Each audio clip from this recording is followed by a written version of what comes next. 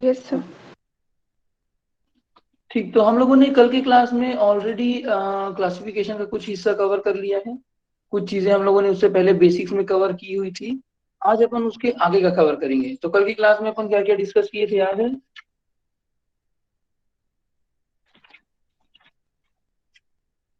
हम लोगों ने डायोसियस, हेट्रोस्टाइली, हेट्रोडाइकोगेमी, डुओडाइकोगेमी, जीनिया, गेमिटोफाइटिक सेल्फ इनकम्पेटिबिलिटी, ये सारी चीजें कवर की हुई थी। ओके, इसके अलावा इसमें कुछ एक पार्ट ये बच जाता है इसका, फोटो पीरियड का। ठीक है, तो फोटो पीरियोडिज्म का जो बेसिक है वो हम लोगों ने पढ़ा था, अगर आप लोग को याद हो। तो फोटो पीरियोडिज्म के बेसिक्स के बारे में हमने पढ़ा था ना, कि जनरली जो सितंबर अक्टूबर के महीने के आसपास जो जिनमें फ्लावरिंग आती है वो नॉर्मली लॉन्ग डे होते हैं। ठीक है, आज हमारा टॉपिक रहेगा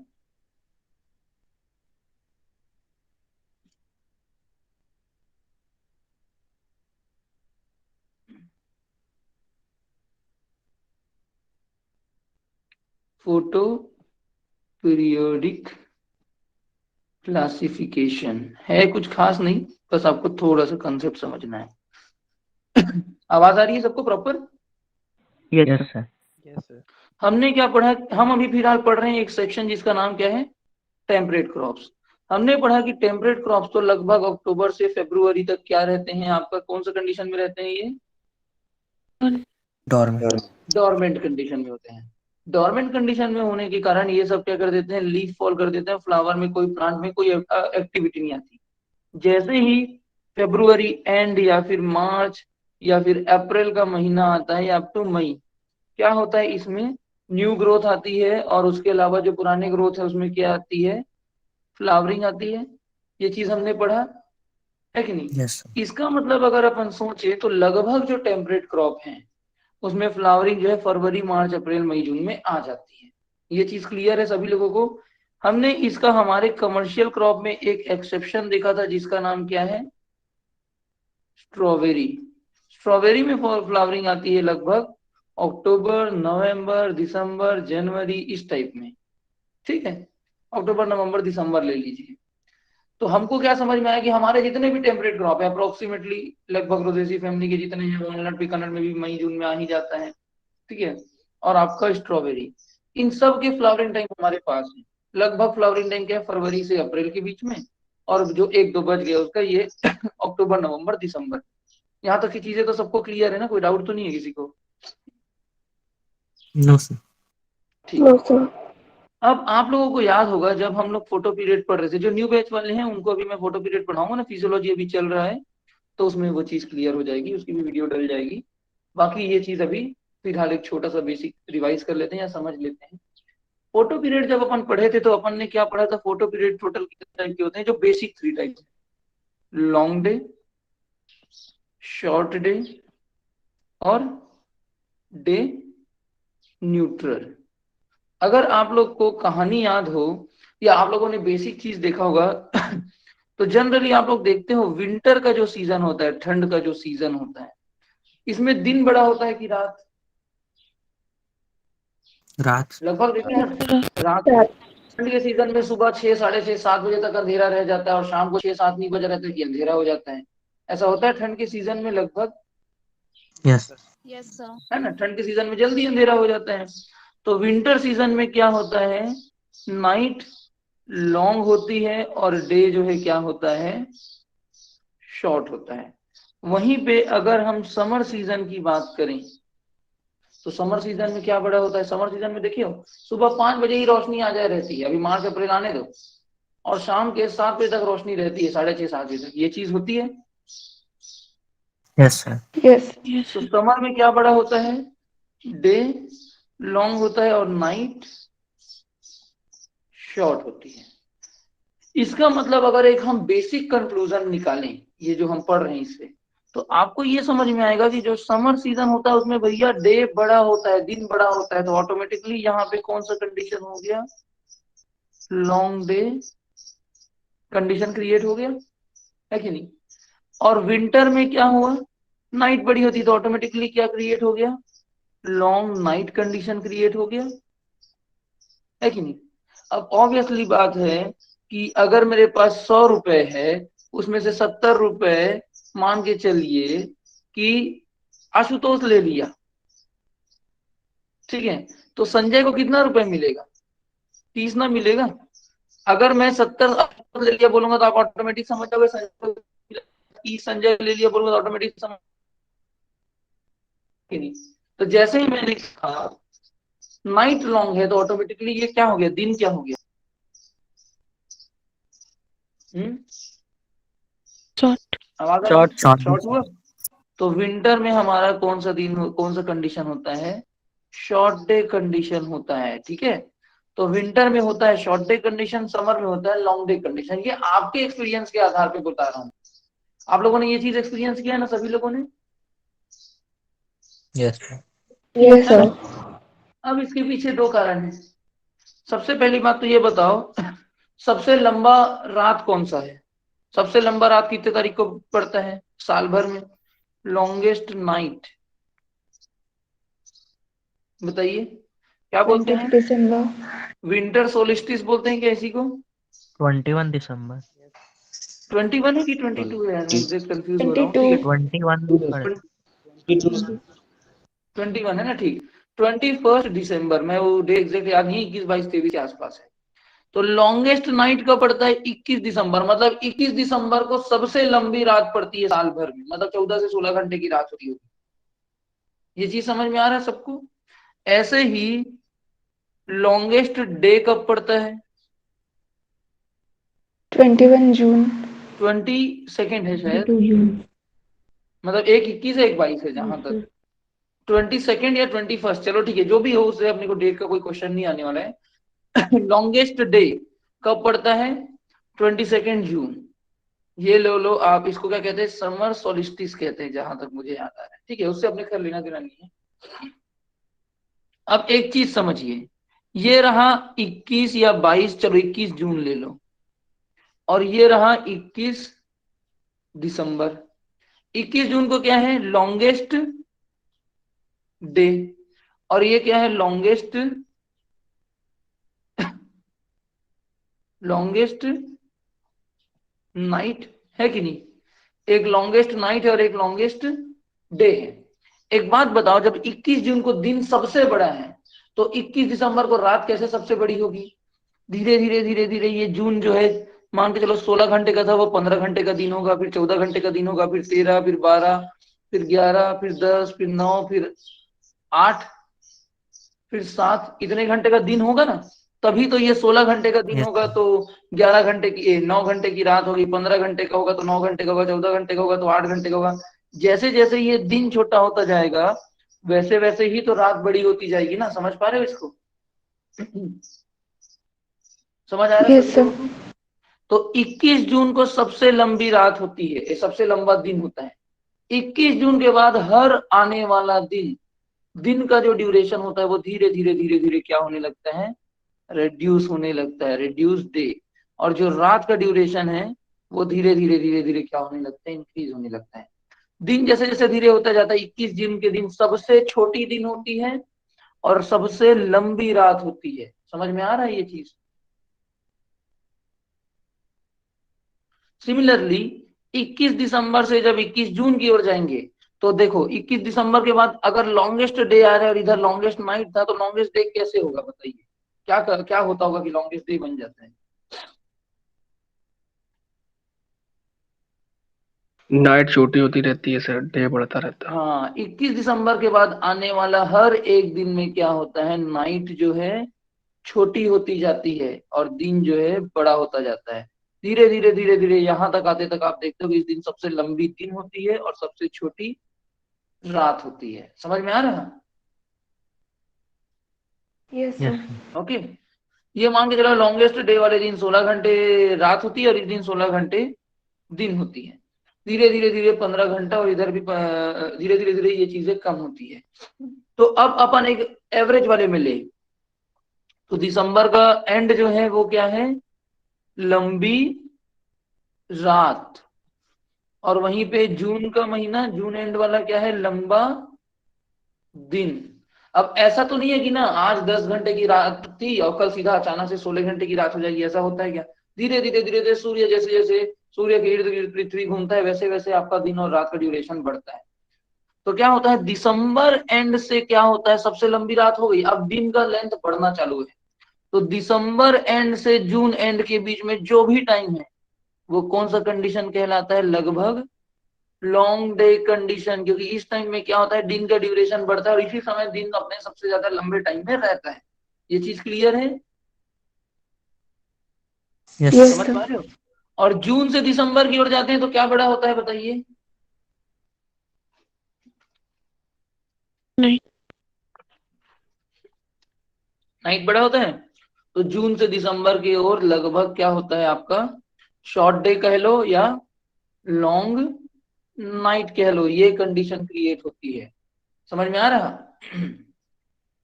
तो इसीलिए हम क्या कहते हैं कि वो जो भी प्लांट, जून को अब अपन मान के चलते हैं कि लगभग अगस्त से दिसंबर तक जो भी प्लांट में फ्लावरिंग आती है, अगस्त या कह लो जुलाई से दिसंबर तक, उसे हम क्या कहते हैं, क्या कहेंगे बताओ? अगस्त से जुलाई से दिसंबर तक जो भी प्लांट में फ्लावरिंग है उसे क्या कहेंगे? Long day. Short day. Short day कहेंगे ना, दिन छोटा हो रहा है ना, दिसंबर की ओर आ रहे हैं हम, शॉर्ट डे प्लांट्स कहते हैं। और जितने का फ्लावरिंग जनवरी से अप्रैल मई जून तक आता है उसे हम क्या कहेंगे by concept? Long day. Long day. Long day plant कहेंगे। ये चीज क्लियर है? और जिसकी फ्लावरिंग इस कंडीशन में भी आ जाती है, इस कंडीशन में भी आ जाती है, वो क्या कहलाएगा? Day neutral. उसको कोई फर्क नहीं पड़ता दिन छोटा है बड़ा है, हम छोटे दिन में भी फ्लावरिंग कर लेंगे, हम बड़े दिन में भी फ्लावरिंग कर लेंगे, उसे हम क्या कहते हैं? डे न्यूट्रल प्लांट कहते हैं। ये चीज समझ में आया? यस अभी मैं आप लोग को अर्थ के रिवॉल्यूशन के हिसाब से पूरा चीज, अभी फोटो पीरियड का जब क्लासिफिकेशन होगा ना, तब मैं आप लोग को समझाऊंगा कि कैसे पृथ्वी घूमती, तब long day short day condition बनता है। ठीक है, तो वो अपन फोटो पीरियड वाले सेक्शन में पढ़ेंगे। मैं आप लोग को वीडियो अपलोड कर दिया रहूंगा क्लासिफिकेशन वाले सेक्शन में, जिनको जिनको करना होगा वो अटेंड कर लेना। ठीक है, तो यहाँ तक का ये बेसिक क्लियर हो गया कि कौन सा कंडीशन शॉर्ट डे, कौन सा कंडीशन लॉन्ग डे है, कौन कौन से महीने के बीच में फ्लावरिंग आने से लॉन्ग डे शॉर्ट डे होगा, ये क्लियर है सभी लोगों को? Yes Yes, sir. Okay. Yes, sir. अब आप आ Yes, जाइए मेन पॉइंट पे। अब हमने क्या पढ़ा है? Temperate crops. टेम्परेट क्रॉप्स में फ्लावरिंग टाइम क्या है ओवरऑल देखा जाए तो? February, फरवरी मार्च फरवरी, अप्रैल। मार्च, अप्रैल, मई, अधिकतम जून। ये जो महीने मैंने लिखा है, इस कंडीशन में कौन सा डे होता है, शॉर्ट डे की long day? Long day long Long day, sir. Long day. Long day होता है। तो जब इस समय कंडीशन ही लॉन्ग डे होता है और इसके अलावा दूसरे टाइम में लोग फ्लावरिंग नहीं करते, तो ये जितने भी टेम्परेट क्रॉप हैं वो ऑटोमेटिकली क्या हुए? Long day plant. Long day plant हो गए। आप कोई भी टेम्परेट क्रॉप उठा के देखिए, क्लासिफिकेशन पढ़िए, लॉन्ग डे प्लांट ही मिलेंगे टेम्परेट क्रॉप। एक्सेप्शन क्या है? Strawberry. स्ट्रॉबेरी। स्ट्रॉबेरी का फ्लावरिंग टाइम क्या है? अक्टूबर नवंबर October, दिसंबर October. अक्टूबर नवंबर दिसंबर सितंबर। ठीक है, अक्टूबर नवंबर दिसंबर मेनली ले लो। इस समय कौन सा कंडीशन था बताइए, long day short day? Short day. Short है। Short day. ये क्या हो गया आपका? शॉर्ट डे प्लांट हो गया ऑटोमेटिकली, आपको बहुत ज्यादा सोचने की जरूरत नहीं है। और ये कॉन्सेप्ट हर जगह लगता है। आप एक बात बताओ, गेहूं, गेहूं में फ्लावरिंग कब आती है? फटाफट बताइए ना जी, तो आगे बढ़ेगा, नहीं तो आप लोग का क्लास वैसे ही बहुत लंबा नहीं चल पाएगा। सर फरवरी मार्च में आता है फरवरी मार्च। क्या हुआ गेहूं automatically? Long day. Long day. Long long day हो गया। आप खोल के देखिए, लॉन्ग डे मिलेगा आपका। जितना कोल क्रॉप है तो पढ़ चुके हैं, कॉलीफ्लावर, कैबेज, रेडिश, कैरोट, इन सब में फ्लावरिंग कौन से महीने बताइए मैडम, बताइए। January. क्या बोल रहे हैं बताइए, पढ़े हो कि नहीं पढ़े हो? फरवरी मार्च अप्रैल में ही सीड प्रोडक्शन होता है क्या इनमें? Yes. तो ये सब में क्या होता है, फरवरी मार्च के महीने के आसपास फ्लावरिंग आती है। सब के सब क्या हुए? Long day. आलू, ठीक है, आलू वालू जितने ये टेम्परेट वेजिटेबल है ना, सब के सब लॉन्ग डे हैं। अब शॉर्ट डे में आ जाओ। आप देख लीजिए, राइस देखिए, राइस में जो केवल बरसात में लगती है वो फसल क्या हुई, शॉर्ट डे, क्योंकि उसमें फ्लावरिंग कब आई है, सितंबर अक्टूबर के आसपास। ठीक है, और जितने भी वेजिटेबल आपने पढ़े होंगे जिसमें फ्लावरिंग केवल रेनी सीजन में आती है, विंटर सीजन में बस आती है, वो सब क्या है, शॉर्ट डे। ठीक है, आप निकाल के देखिएगा, कॉन्सेप्ट मिला के देखिएगा। बाकी फोटो पीरियड वाले दिन और डिटेल में मैं बताऊंगा इसको। यहाँ तक का चीज क्लियर है? तो photo period yes temperate sir. Crop का समझ में आया, क्यों स्ट्रॉबेरी को शॉर्ट डे में दिया हुआ है और क्यों बाकी सब लॉन्ग डे क्रॉप कहलाते हैं? ये चीज क्लियर है सभी लोगों को? Yes sir. Yes sir. Okay, तो ये फोटो पीरियडिक क्लासिफिकेशन समझ में आया। अब मैं ऑल टेम्परेट क्रॉप लिख देता हूँ, ठीक है, ऑल टेम्परेट क्रॉप। आप आंख मूंद के apple, pear, peach, plum, cherry, apricot, almond लिख लो। लोक्वाट को मत लिखना बस, लोक्वाट भी एक्सेप्शन है। लोक्वाट में फ्लावरिंग कब आती है बताओ जरा, पढ़े तो। 3 फ्लश आता है, याद है? जुलाई टू जनवरी पढ़े थे। 3 फ्लश आता है, सबसे ज्यादा कौन से में यस आता सर। है? सेकंड फ्लश में आता है करके सेकंड पढ़े थे क्लास। ना? हाँ, तो लोक्वाट को मत लिख देना, लोक्वाट भी क्या है आपका, शॉर्ट डे में आ जाएगा। ठीक है, यहां तक का चीज क्लियर है? Yes sir. ओके, कल हमने यहाँ पास कुछ चीजें आपकी पढ़ी हुई थी। हमने डाइकोगेमी पढ़ा था। डाइकोगेमी में हमने क्या क्या पढ़ा? डुओ डाइकोगेमी, हेट्रो डाइकोगेमी, एक प्रोटोगाइनी भी पाई जाती है, लिख लो, बहुत इंपॉर्टेंट है। प्रोटोगाइनी यानी कि कौन पहले मेच्योर होगी, मेल की फीमेल? फीमेल। फीमेल। फीमेल। इसका एग्जांपल लिख लीजिए, पियर और प्लम, बहुत इंपॉर्टेंट है, पियर और प्लम, इसमें प्रोटोगाइनी पाई जाती है।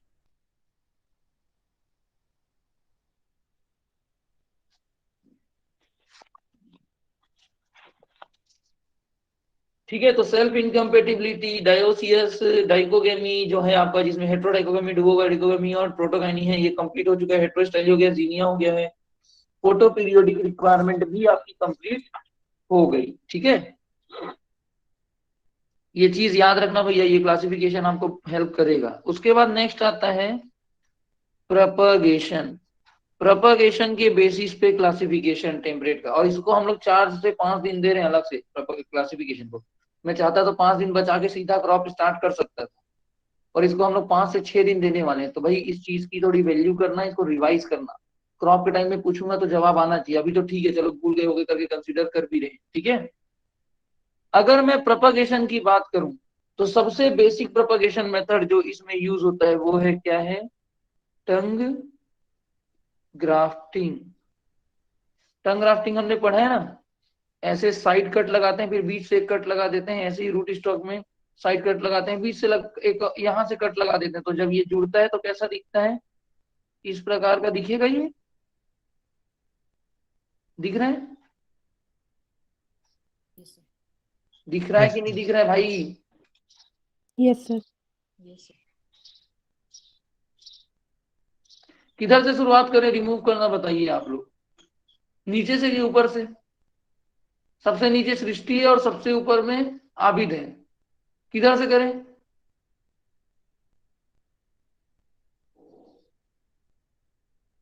चलो आबिद से शुरू करते हैं और एक नीचे से उड़ाते हैं। ठीक है, अगर आवाज नहीं आया तो अगली बार ये नीचे और ऊपर वाले सबसे पहले शिकार होंगे। समझ में आ रहा है आबिद, सृष्टि? Yes sir. ठीक है, यस सर। अद्भूषण, आयुष, चंद्र प्रकाश, दिनेश, किसी का आवाज नहीं आया, सबको रिमूव कर दूंगा। 4 बच्चे बैठ के पढ़ेंगे तो भी कोई दिक्कत नहीं, बैठ के देखते रहना वीडियो, वही चलता है आजकल वैसे भी। तो यस और नो एटलीस्ट बोलो, और नहीं इंटरेस्ट है तो फिर मैं रिमूव करते जाता हूँ एक करके। जिसके यहाँ हल्ला हो रहा है उसका बात समझ में आता है, बाकी तो नहीं आता मेरे। यस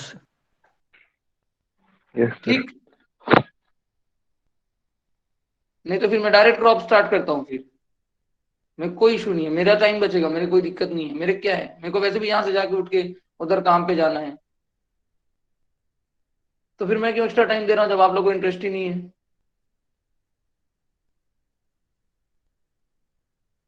बताइए, टंग ग्राफ्टिंग का क्या बेनिफिट है, क्या लॉस है, क्यों करते हैं? पढ़े तो हो ना? किसका मॉडिफिकेशन है टंग ग्राफ्टिंग, क्या समझ में आ रहा है इसको देख के डायग्राम को?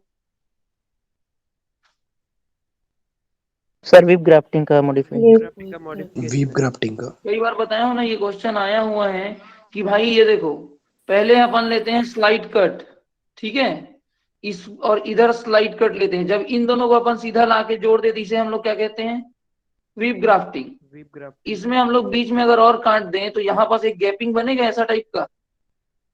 जब गैपिंग बनेगा तो उस गैपिंग में Yes. इसको ले जाके अटैच करें तो यहाँ पास कुछ इस प्रकार की अटैचमेंट हमको देखने को मिलेगी। समझ में आ रहा, इस प्रकार की, Yes, sir. ठीक है। तो इसे हम क्या कहते हैं, टंग ग्राफ्टिंग कहते हैं, ठीक है। क्या कहते हैं, टंग ग्राफ्टिंग। सबसे पहला सवाल टंग ग्राफ्टिंग का हमारे पीएचडी में इसी साल ये सवाल आया था, किसका मॉडिफिकेशन है, तो वीव ग्राफ्टिंग का मॉडिफिकेशन है, ठीक है। ऐसे ही क्वेश्चन आता है वीनियर ग्राफ्टिंग, इसका मॉडिफिकेशन है side grafting. Side side grafting. Grafting का, ठीक है। तो टंग ग्राफ्टिंग जो है आपका क्या हुआ, ये मॉडिफिकेशन है किसका, वीव ग्राफ्टिंग का, ठीक है। टंग ग्राफ्टिंग हम कौन कौन से टेम्परेट क्रॉप में करते हैं, तो लगभग जितना टेम्परेट क्रॉप आपको पता है लाइन से लिखते जाइए, एप्पल, पियर, चेरी, ठीक है, पीच, प्लम, एप्रिकॉट, आलमंड, पिस्ता, पीकानट, ठीक है। पीकानट में हालांकि पैच बडिंग भी करते हैं। ये सब में हम लोग लगभग, चलो पीकानट को छोड़ो, apple, pear, peach, plum, cherry, apricot, almond और उसके अलावा पिस्ता, इन सब में हम क्या करते हैं, टंग ग्राफ्टिंग करते हैं, ठीक है। सर वॉलनट भी है ना? हाँ बोलिए, क्या बोल रहे हैं। वॉलनट। नहीं नहीं, वॉलनट वगैरह मत लिखिए, वॉलनट पीकानट लिखोगे कंफ्यूज बस होगे, तो उसको रहने दो। होता उसमें भी है, और उसमें मेजरली क्वेश्चन दूसरा चीज का पूछेगा। चाहो तो लिख लो वॉलनट एंड पीकानट, बट ब्रैकेट में लिखना। यहां तक की चीजें क्लियर हुई टंग ग्राफ्टिंग की। Yes sir. Yes sir. Yes sir. दूसरा आता है टी बडिंग। ये जितने क्रॉप अभी आपने लाइन से लिखे हैं, apple, almond, peach, plum, apricot, ठीक है, चेरी, पिस्ता, और क्या रह गया, ये सभी के सभी में टी बडिंग भी करते हैं। क्या करते हैं, टी बडिंग भी करते हैं, और दोनों ही कमर्शियल है और दोनों ही पूछा जाता है। क्योंकि इस क्वेश्चन में एक बार फंस चुके हैं अपन, तो आप लोग को उसमें नहीं फंसना है। देखो, आप लोगों ने सुना होगा सबसे सिंपलेस्ट या इजीएस्ट, सबसे ज्यादा आसानी से सक्सेसफुल होने वाला कोई प्रोपगेशन मेथड अगर कोई है तो वो क्या है, टी बडिंग। करना भी आसान है, सक्सेस भी आसान हो जाता है। आप इसे किसी भी कंडीशन में कर सकते हो, मार्च अप्रैल में कर सकते हो, जून जुलाई में कर सकते हो, सितंबर अक्टूबर में कर सकते हो, नवंबर दिसंबर में कर सकते हो। बस सेफ फ्लो होना चाहिए, एक्टिव सेफ फ्लो, यानी कि उसके अंदर खून का प्रवाह, यानी कि सेफ का प्रवाह होते रहना चाहिए, फ्लो जो है, टी बडिंग सक्सेसफुल हो जाएगा। लेकिन टंग ग्राफ्टिंग इतना आसान नहीं है। अगर आपको टंग ग्राफ्टिंग करना है तो आपको प्लांट्स को बहुत अच्छे कंडीशन में रखना पड़ेगा, डेलिकेट कंडीशन में।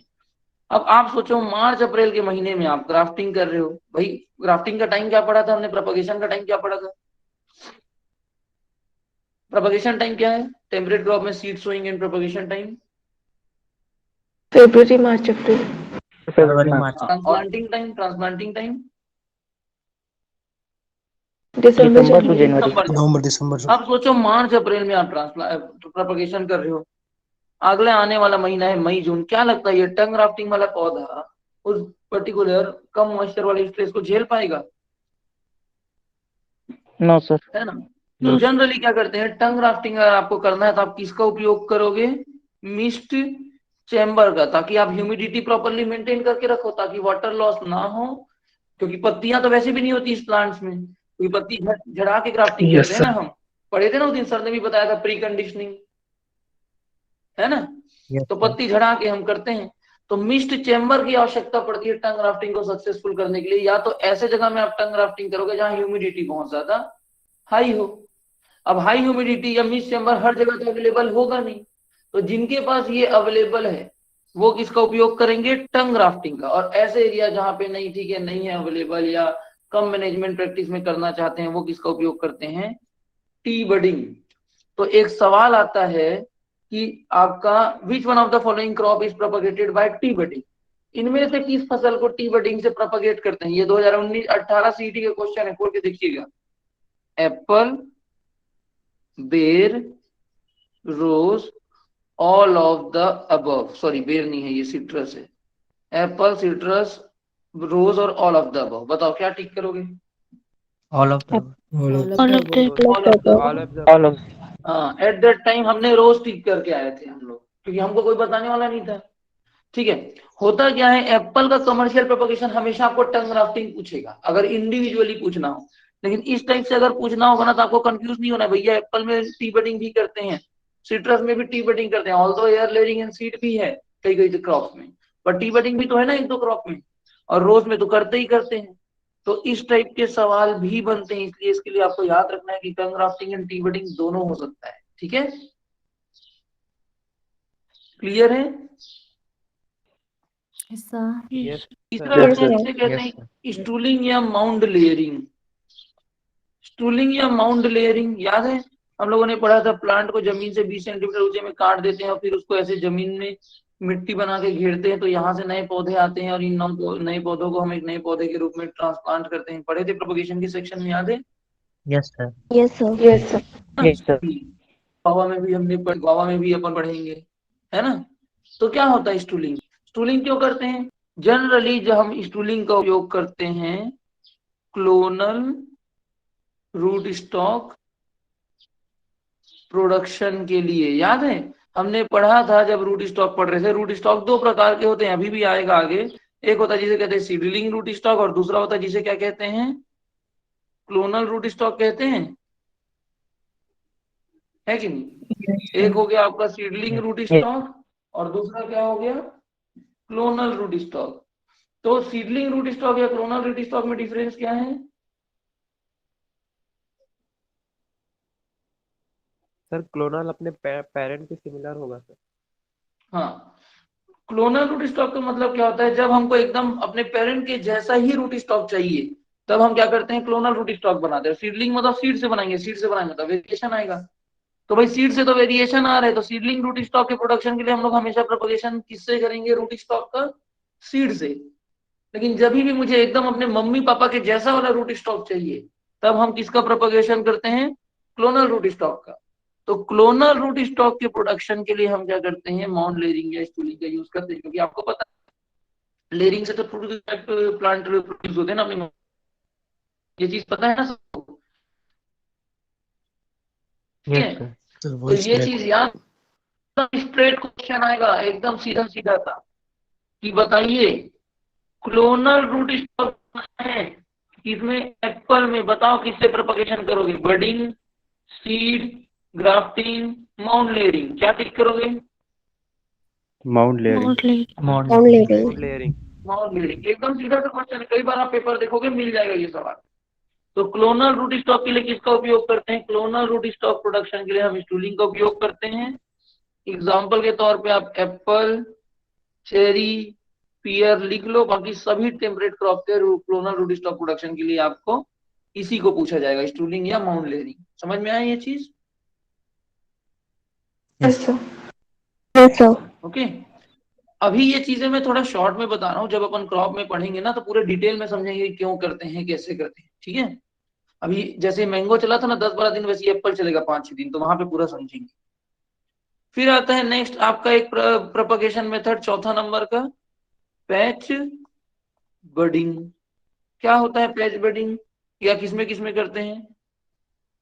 तो पैच बडिंग अपन करते हैं वॉलनट और पिकानट में। इसके अलावा अगर सब ट्रॉपिकल ट्रॉपिकल की बात करूं तो हमने क्या पढ़ा था, जैक फ्रूट और Aula.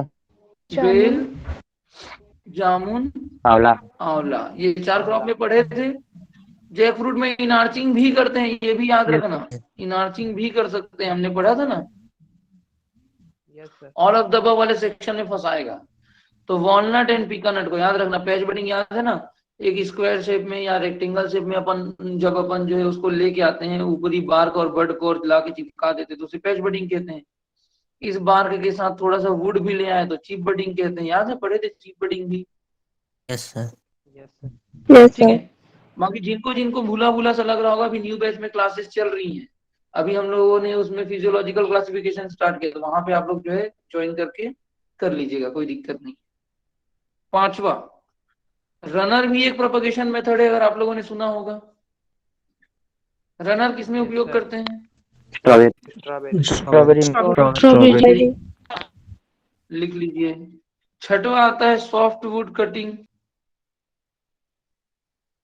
सॉफ्ट वुड कटिंग किसमें करते होंगे, सोचो।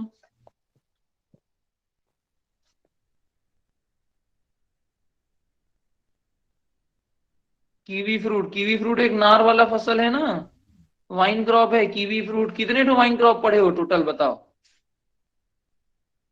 Passion fruit. Passion fruit grape passion fruit और कीवी फ्रूट Grape. ग्रेप और ग्रेप, तीन ही तो वाइन क्रॉप है। ठीक है, तो सॉफ्ट वुड कटिंग उपयोग होता है। इसके अलावा आता है नेक्स्ट सीड। सीड से करते हैं चेस्टनट। तो आप देखोगे मेजोरिटी ऑफ द क्रॉप आपका कवर हो गया। ठीक है, जुगलैंडेसी फैमिली आ गया पैच बडिंग, फेगेसी फैमिली आ गया chest seed, soft wood cutting से हो गया कीवी फ्रूट, रनर हो गया स्ट्रॉबेरी। ठीक है, और बाकी जितने आपके हैं वो टी बडिंगटन ग्राफ्टिंग में आ गए। समझ में आ रहा है? Yes. ठीक। क्वींस जो होता है, क्वींस, उसके लिए लिख लेना हार्डवुड कटिंग। तो प्रोपगेशन का क्लासिफिकेशन इसमें कवर हो जाएगा। कहने का मतलब ये है, इन चीजों को अगर आप याद रखोगे ना तो आपको आसानी हो जाएगा। कभी भी पढ़ने घुसो टेम्परेट को, पहले इसको रिवाइज कर लो। आपको ऐसा लगेगा आधा ग्लॉस्टस में जो कंटेंट लिखा है वो तो आप पहले से याद करके रखे रहोगे इसके थ्रू। ठीक है, मैं खुद अपने पीएचडी की तैयारी टाइम में पहले इसको पढ़ता हूँ, तो नेट वगैरह देना है तो वो काम आएगा। उसके बाद एक नेक्स्ट आता है जिसे क्या कहते हैं, ट्रेनिंग सिस्टम। हमने ट्रेनिंग के बारे में पढ़ा है। आप सभी को पता है कि तीन टाइप के ट्रेनिंग होते हैं। एक जिसमें ये सेंट्रल एक्सिस एकदम लंबा जाता है, इसे क्या कहते हैं, सेंट्रल लीडर सिस्टम। दूसरा जिसमें हम लोग इसको एकदम काट देते हैं और बाउल शेप में मेंटेन करते हैं, इसे क्या कहते हैं, ओपन सेंटर सिस्टम। और तीसरा जिसमें ये एकदम लंबा भी नहीं जाता एकदम छोटा नहीं जाता, इसे क्या कहते हैं, modified leader system. Central leader system की खराबी यह है कि इसे ऊंचाई वाले जगह में उपयोग नहीं कर सकते, ज्यादा ऊंचाई वाले जगह में, क्योंकि तेज हवा चलती है तो इसके टूटने के चांसेस होते हैं, है कि नहीं? यस सर तो इसे, Yes, sir. हाँ, इसे हम लोग उपयोग कर नहीं सकते। ओपन सेंटर सिस्टम में ये है जहां बर्फ गिरता है उसमें इनकी टहनियों में आके बर्फ जड़ जाता है और ये प्लांट उतना मजबूत भी नहीं हो पाता, तो इसे टूट के गिरने के ज्यादा चांसेस होते हैं। मॉडिफाइड लेटर सिस्टम ये होता है कि हम लोग इसकी ऊंचाई बहुत ज्यादा नहीं रखते, तो इंटरकल्चरल कॉपरेशन करने में भी दिक्कत नहीं होता। प्लस हम लोग इसका सेंटर तना को एकदम स्ट्रॉन्ग बनाए रहते हैं, जिसका एक्सिस भी स्ट्रॉन्ग होता है। इसलिए हम लोग जनरली मॉडिफाइड लेटर सिस्टम को ज्यादा प्रीफर करते हैं फूड क्रॉप में। ये पढ़े थे।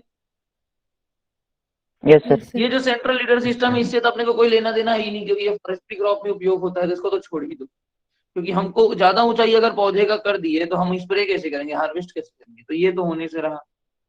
ओपन सेंटर सिस्टम को अगर मैं Apple, pear, peach, plum, apricot वगैरह में करूं तो मेरे को क्या प्रॉब्लम आएगा, बताइए।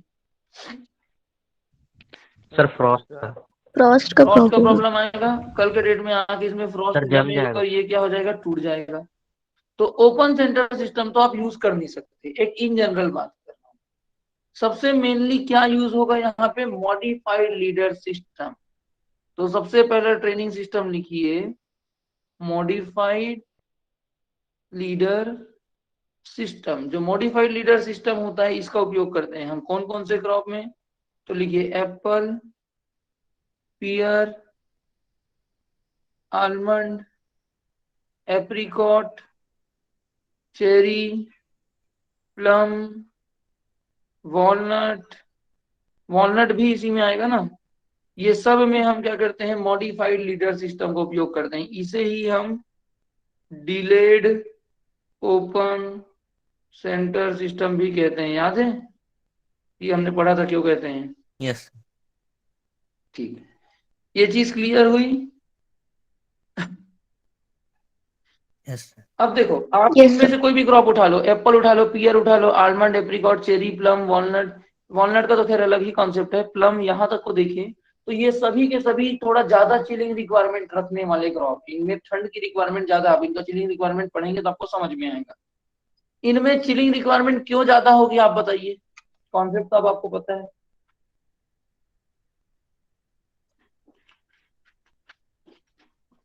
सोचिए, ऐसा हो सकता है कि ये ऐसे जगह में ओरिजिनेट हुए होंगे जहां ठंड ज्यादा लंबे समय तक पड़ती होगी, इसीलिए प्लांट ने उसके मॉडिफिकेशन के तौर पे चिलिंग रिक्वायरमेंट बढ़ा दिया होगा।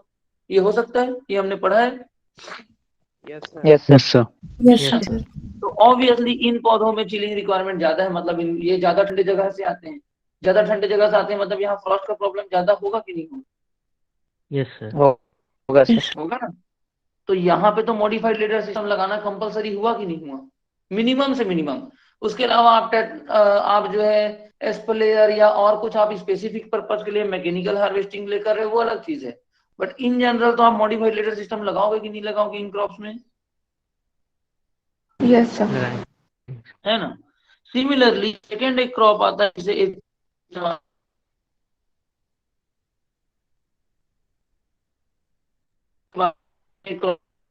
अपन peach. Peach one of the ऐसा क्रॉप है जिसकी चिलिंग रिक्वायरमेंट बहुत कम है, अगर आप लोग को याद हो। वॉइस ब्रेक हो रहा है ना, ठीक, एक मिनट रुक जाइए।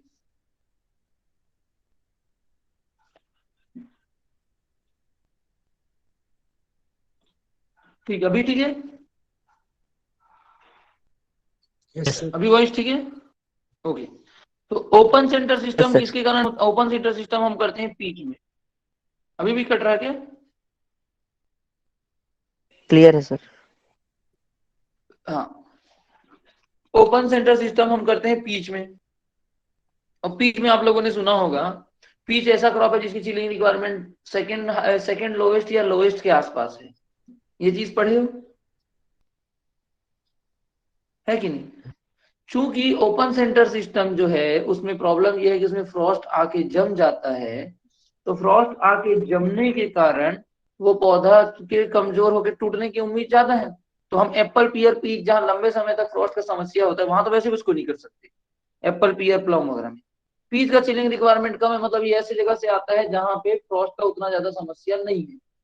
तो इसलिए हम पीच में ओपन सेंटर सिस्टम कर सकते हैं compare to modified leader system. पहला कारण समझ में आया? Yes, sir. Yes, sir. Yes sir. ये एकमात्र कारण ही हो सकता है ओपन सेंटर सिस्टम को फॉलो करने, क्योंकि ये एक माइनर सा क्रॉप है, 2 बार बर्फ गिरा तो वैसे भी खत्म होना ही है प्लांट, है ना। एक तीसरा और सबसे महत्वपूर्ण, एक दूसरा सबसे इंपॉर्टेंट कारण ये है, पीच की खासियत क्या है पता है? पीच हमेशा किसी भी ब्रांच के, ये मान के चलो एक ब्रांच है जिसके बेसल पोर्शन में फ्लावरिंग करता है। कहाँ करता है? बेसल पोर्शन में।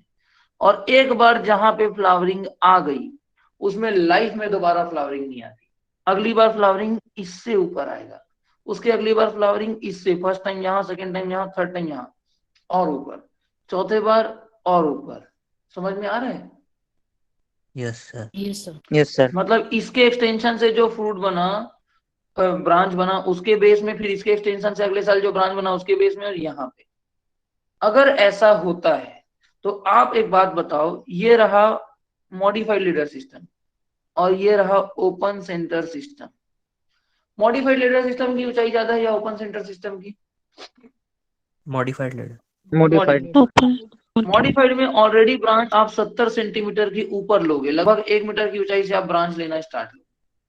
पहले साल तो फ्रूटिंग यहाँ आया, यहाँ आया, यहाँ आया, यहाँ आया, यहाँ आया, यहाँ आया, ठीक है, कोई दिक्कत नहीं, हार्वेस्ट कर लिए। उसके अगले साल इसकी हाइट यहाँ पहुंच जाएगी, इस ब्रांच की फ्रूटिंग हाइट यहाँ पहुंच जाएगी, इसकी यहाँ पहुंच जाएगी, इसकी यहाँ पहुंच जाएगी, इसकी यहाँ पहुंच जाएगी, इसकी यहाँ पहुंच जाएगी। उसके अगले साल यहाँ, यहाँ, यहाँ, इधर, इधर, इधर, हर साल फ्रूटिंग हाइट भी बढ़ रही है। कहीं ना कहीं मॉडिफाइड लेडर सिस्टम में ऐसी इंटरकल्चरल ऑपरेशन और हार्वेस्टिंग ओपन सेंटर सिस्टम के कंपैरिजन में ज्यादा महंगा पड़ रहा है। उसके अलावा ये बियरिंग हैबिट उसको और महंगा कर दे रहा है। इसलिए हम क्या प्रीफर करते हैं? Open centre system. यहाँ पे फ्लावरिंग, यहाँ पे फ्लावरिंग, यहाँ पे फ्लावरिंग, फिर भी आपके कंसिडरेबल हाइट में होगा। ऐसा नहीं है कि आप प्रूनिंग नहीं करोगे तो इसमें कभी हाइट ऊंचाई जाएगी नहीं। इसमें एक प्रॉब्लम आती है टिप बियरिंग की प्रॉब्लम। कि धीरे धीरे वो टिप पोर्शन की ओर जाने लगता है, ऊंचाई बढ़ने लगती है फ्रूटिंग हाइट जो है पीच। इसलिए आप पढ़ते होगे कि टेम्परेट क्रॉप में सबसे ज्यादा हैवी प्रूनिंग किसमें करना चाहिए, हैवी एनुअल प्रूनिंग किसमें पीच करें? में। बीच में सर। पीच में। क्योंकि जैसे ही यहाँ पर फ्रूटिंग हुआ भैया, इस पूरे ब्रांच को ये मान के चलो ऐसा ब्रांच है जिसमें यहाँ पे फ्रूटिंग हुआ, तुरंत यहाँ पे काट दो। जैसे ही काटोगे यहाँ से नीचे का 2 बट नया ब्रांच बनाएगा और यहाँ पे फ्रूटिंग आएगी, तो ऊंचाई बढ़ी क्या? नो नहीं सर। बढ़ी। इसमें हाँ सर। फ्रूटिंग आए अगले साल, फिर यहाँ को काट दो, यहाँ से फ्रूटिंग आएगी। इसीलिए हैवी एनुअल प्रूनिंग मेंटेन करने को कहा जाता है पीच में। तो पीच में क्या होता है भैया, याद रखेंगे, ओपन सेंटर सिस्टम। ठीक है, हाइट को भी मेंटेन करने के लिए और फ्रॉस्ट वगैरह से भी इसको उतना बहुत ज्यादा नुकसान है। समझ में आया? पीच में क्यों open yes centre sir. System, यही सवाल में पूछता है। पीयर में कोरिम्ब को पूछेगा, पीच में ओपन सेंटर सिस्टम को पूछेगा। पीयर में प्रोटोगाइनी को पूछेगा, तो पीच में क्या पूछेगा आपका, ये एक और क्या चीज है, heavy annual pruning. Self compatibility. ठीक है, हाँ, सेल्फ कंपेटिबल कौन सा है ये कुछ पीयर और पीच में कंफ्यूज करने वाली चीज है। तो एक दिन अपन एक याद दिलाइएगा आप लोग कल की क्लास में, पीयर और पीच के एक कॉलम बनाएंगे और उसके आजू बाजू में जो जो कंफ्यूजिंग पॉइंट है उसको लिख लेंगे। ठीक है, तो पीच क्लियर है। Yes, sir. इसके अलावा हम एप्रीकॉट में भी करते हैं, लेकिन एप्रीकॉट में कब करेंगे, जब हमें मैकेनिकल हार्वेस्टिंग करना हो, उस केस में। ठीक है, तीसरा आता है central leader system. Central leader system किसमें करते हैं? तो आप लोग को जब सेंट्रल लीडर सिस्टम पढ़ाया था तभी बताया था, पिका नट, चेस्ट नट, ये सब ऐसे पौधे हैं जिसकी ऊंचाई अपने आप में बहुत ज्यादा है। इनको आप जो है कम हाइट में रिड्यूस नहीं कर सकते, बहुत विशाल पौधे हैं, पढ़े थे अपन, याद है? यस तो सर। इनको हम यस जो सर। है सेंट्रल लीडर सिस्टम में भी मेंटेन कर ले तो भी बड़ी बात है, इनको सेंट्रल लीडर सिस्टम में करते हैं। इसके अलावा किसमें सेंट्रल लीडर सिस्टम करते हैं, पढ़े थे, फॉरेस्ट्री प्लांट्स में, क्योंकि उसमें हमको मेन वाला लीडर टिम्बर का जरूरत होता है, याद है? Yes sir. Okay. Yes, sir. इसके अलावा एक आता है जिसे कहते हैं टी बार ट्रेलिस सिस्टम। लिखिए, T bar trellis system, one of the most frequently asked question. सबसे ज्यादा जिस सवाल को पिछले 3-4 सालों में मैंने देखा है वो यही है, T bar trellis system. Kiwi fruit में करते हैं, आप सबको पता है कीवी फ्रूट एक नार वाला फसल है। कीवी फ्रूट में क्या करते हैं, कैसे टी बनाते हैं, इधर टी बनाए, इसमें इसको तार से जोड़ दिए और इसमें ट्रेनिंग कर दिया, जिसे क्या कहते हैं, टी बार ट्रेनिंग सिस्टम। एक इसका मॉडिफाइड वर्जन भी आता है, ऐसे और कर देते हैं, यहाँ से और एक्सटेंशन दे देते हैं, वो खैर मैं क्रॉप में बताऊंगा। तो टी बार ट्रेनिंग सिस्टम याद रखना, मेरा जो नेट 2020 था उसमें ये क्वेश्चन आया था, तो बहुत ज्यादा पूछा जाता है ये क्वेश्चन। ठीक है, T bar trellis system kiwi fruit, और आपके सीईटी वीटी या जेआरएफ या एसआरएफ में भी ये क्वेश्चन एक बार पूछ चुका है अभी। ठीक है, yes sir. Yes sir. Yes, sir. Yes, sir. इसके अलावा एक होता है जिसे क्या कहते हैं टटूरा ट्रेलिस सिस्टम। 2020 या 21 के जेआरएफ का पेपर खोल के देखिए, 2020 के जेआरएफ में ये क्वेश्चन पूछा है टटूरी ट्रेलिस सिस्टम का। टटूरा ट्रेलिस सिस्टम क्या होता है, जमीन से कैसा पोल बनाते हैं, इसमें से ऐसे 2 खंबा निकालते हैं, या जमीन से डायरेक्ट 2 ऐसा खंबा निकालते हैं। ठीक है, ऐसे करके जमीन से खूब सारे खंबे निकाल लेते हैं, यहाँ से तार, यहाँ से तार, यहाँ से तार जोड़ते हैं ऐसे, और इसी में पौधे को ट्रेन करते हैं। मैं आप लोग को क्रॉप में दिखाऊंगा कैसा होता है। टटूरा ट्रेलिस सिस्टम को भी हम किसमें उपयोग करते हैं, पीच में। ठीक है, और ये Yes, sir. टटूरा Yes, sir. Trellis system को किसने डेवलप किया था, इरिगेशन रिसर्च इंस्टीट्यूट, कहाँ का, ऑस्ट्रेलिया। ऑस्ट्रेलिया। ऑस्ट्रेलिया। और इसमें कौन सा शेप बनता है, वाई शेप बनता है या फिर वी शेप बनता है?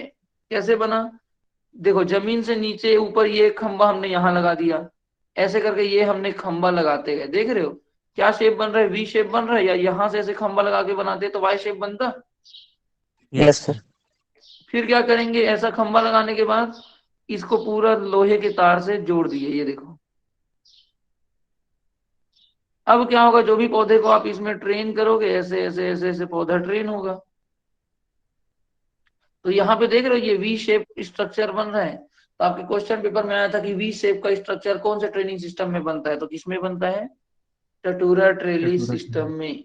ठीक है, यहाँ तक का चीज क्लियर है? Yes sir. Yes, sir. Yes, sir. तो ये 4-5 ट्रेनिंग सिस्टम है, और ये जो एक्सेप्शन हमने लिखे हैं, टटूरा ट्रेली सिस्टम, टी बार ट्रेली सिस्टम और ओपन सेंटर सिस्टम, यही पूछा जाएगा। और एकदम बेसिक सीधी का सवाल क्या है कि मॉडिफाइड लेडर सिस्टम को पूछेगा, एप्पल में क्या करते हैं, पीआर में क्या करते हैं, जीआरएफ में क्या पूछेगा, ओपन सेंटर सिस्टम किस में करते हैं, टी बार ट्रेलिस किस में करते हैं, टटूरा ट्रेलिस किस में करते हैं। ठीक है, तो इतना चीज आप लोग को याद रखना है। क्लियर है? Yes. ओके, तो हम लोगों ने लगभग जो हमारा ट्रेनिंग सिस्टम है वो कंप्लीट कर लिया, प्रोपगेशन कंप्लीट कर लिया, उसके अलावा जो फोटो पीरियोडिक रिक्वायरमेंट था वो कंप्लीट कर लिया। इतना आप लोग पढ़िए बेसिक क्लासिफिकेशन में। इसके अलावा कल के क्लास में हम पढ़ेंगे, नया एक टॉपिक स्टार्ट करेंगे जिसमें हम पढ़ेंगे किसके बारे में। देखो, अभी हमको रूट स्टॉक को मैं क्रॉप में कराऊंगा, रूट स्टॉक को अलग से नहीं कराने का सोचना, बहुत टाइम ले लेगा, या कोशिश करेंगे एक दिन नोट बस करना होगा तो कर लेंगे। ठीक है, डिजीज इंसेक्ट का क्लासिफिकेशन होगा, एक टर्मिनोलॉजी का होगा, और उसके बाद फिर मैं आप लोग को बताऊंगा कि बड डोरमेंसी काम कैसा करता है। ठीक है, तो 2-3 क्लासिफिकेशन का और क्लास होगा, आराम से पढ़िए, निश्चिंत होकर पढ़िए, और ना जितना डिटेल हो सकता है उतना पढ़िए, कोई दिक्कत नहीं है। उसके बाद इन चीजों को अपन जो है रिवाइज करते जाएंगे, और जब क्रॉप में पढ़ेंगे तो आप लोग चीजों को बेटर रिलेट कर पाओगे। हर क्रॉप के बारे में कुछ बेसिक आइडिया आपको पहले से रहेगा, अदरवाइज क्रॉप एकदम नया लगेगा। ठीक है, तो बाकी की क्लास कल कंटिन्यू करते हैं। Yes. Sir. हाँ बोलिए। Yes, sir. सर हम टटूरा ट्रेलिंग सिस्टम और किस में यूज कर सकते हैं पिच के अलावा? पीच के अलावा पीयर में भी यूज होता है थोड़ा मोड़ा। ठीक है, और आई थिंक प्लम में भी होता है, 5x1 या 4x1 है। तो बेसिकली तो पीच का क्वेश्चन आता है, बट पियर और प्लम में भी कर सकते हैं। Okay sir. सर हाँ बोलिए। सर पीच में अपन कमर्शियली कोडॉन सिस्टम का यूज करते हैं क्या? नहीं, कोडॉन सिस्टम तो मैंने नहीं पढ़ा है अभी तक। पीच में सर ये कमर्शियली आइदर, हाँ सर ग्लस्टर में लिखा हुआ है वो चीज। वो ग्लॉस्टस को छोड़ो, वो क्वेश्चन पेपर में आपको कभी ना कोडॉन सिस्टम नहीं मिलेगा, ना ही किसी बुक में मिलेगा, बहुत रेयरली ही देखने को मिलेगा। इन जनरली आपका जो पीच है ना, उसमें आइदर आप जो है सेंट्रल ओपन सेंटर सिस्टम या टटोरा रिलीज ये पढ़ोगे। कोडॉन, आई थिंक कोडॉन का मतलब क्या होता है पता है, एक ब्रांच को बोलते हैं, पर्टिकुलर जो मेजर ब्रांच होता है। तो जब हम टटोरा ट्रेली सिस्टम यूज करते हैं तो ऐसा टाइप का एक मेजर ब्रांच इधर निकलता है, एक मेजर ब्रांच इधर निकलता है। तो हो सकता है इसी को as an other word codon system कहा होगा, अदरवाइज तो कोडॉन सिस्टम इसमें पॉसिबल नहीं है ना। कोडॉन फिर आप जो है सीधा किसमें यूज करते हो, ग्रेप वगैरह में, वाइन क्रॉप। ऐसे ऊपर गया, फिर यहाँ से एक ब्रांच निकला, यहाँ से एक ब्रांच निकला, फिर इसमें कई ब्रांच निकले, जिसे बोलते हैं प्राइमरी कोडॉन। तो वो चीजें Yes, वाइन क्रॉप में पॉसिबल है। ठीक है, यस सर। ओके।